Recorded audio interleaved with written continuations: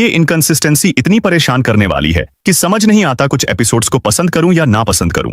एक सीन में Tyrion Kock jokes मारता है और अगले ही पल स्मार्ट लाइन देता है। लगता है डेविड और डैन बस ब्लैंक्स को फिल कर रहे हैं और हर ब्लैंक सिर्फ बकवास से ही भरते हैं। हर एपिसोड में अच्छे और बेकार मोमेंट्स इतने भरे हुए हैं कि क्वालिटी की ये इनकंसिस्टेंसी हर एपिसोड को चोट पहुंचाती है। इस सीजन को थोड़े टाइम तक न देखो तो आप बुरे सीन्स और मोमेंट्स भूल जाते हो और बस बेस्ट वाले मोमेंट्स याद रहते हैं। लेकिन सचमुच अच्छे मोमेंट्स तक पहुंचने के लिए कुछ बकवास मोमेंट्स पार करने पड़ते हैं। पहला एग्जाम्पल एक ही सीन से है जहां थियॉन यारा के सॉल्ट थ्रोन क्लेम को सपोर्ट करता है।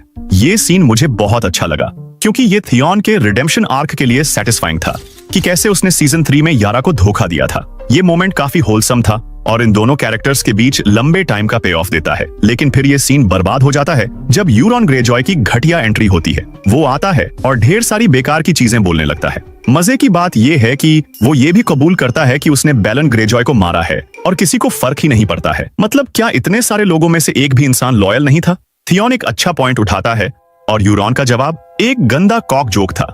इसके बाद तो यूरॉन बस और भी कॉक जोक्स उछालता ही जाता है। वाह, डेविड और डैन कितने मजेदार हैं ये जोक्स।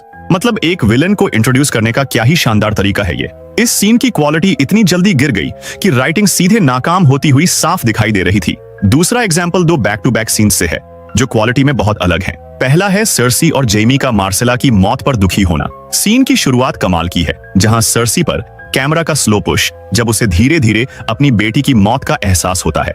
ये शॉट सर्सी के इमोशंस को दिखाता है। साथ ही सर्सी अपने बच्चों की प्रोफेसी वाला राज खोलती है जिस पर जेमी का रिएक्शन अच्छा था।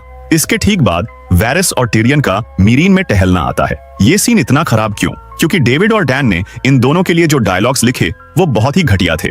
Because you have no cock. Show के दो सबसे स्मार्ट कैरेक्टर्स और उनके डायलॉग्स बच्चों जैसे जोक्स में बदल जाते हैं। इन एग्जाम्पल्स से सीजन 6 के कुछ ट्रेंड्स दिखते हैं। डेविड और डैन के पास सोर्स मटेरियल खत्म हो रहा था। उन्हें द विंड्स ऑफ विंटर का बस एक आउटलाइन मिला था। वो आउटलाइन कितना डेवलप्ड था ये एक मिस्ट्री है। तो राइटिंग में ये गैप सिर्फ इसलिए हो सकता है कि डेविड और डैन ने आउटलाइन से अच्छे डायलॉग्स और मोमेंट्स चुने और बाकी अपना मटेरियल डाला।